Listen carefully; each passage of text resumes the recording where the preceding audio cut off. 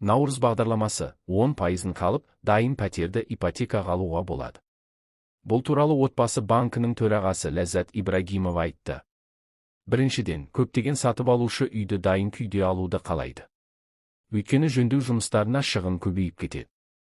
Сондықтан банк тұрғын үй құрылыс компанияларының қауымдастығымен бірқатар кездесу өткізді. Олар порталға пәтерлерді дайын күйінде қояды. Сатып алушылар порталдағы пәтердің бастапқы жарнаның 10%-ын салу арқылы сатып алуға келісім береді. Бұл өзгеріс 2025 жылдың 1 қаңтарынан енгізіледі. Екіншіден, бағдарламаға қатысушы үшін салымшыда депозитте 1 миллион теңге болуға тиіс. Конкурста жеңген салымшы аз уақыт ішінде пәтердің 20%-ын салуға тиіс.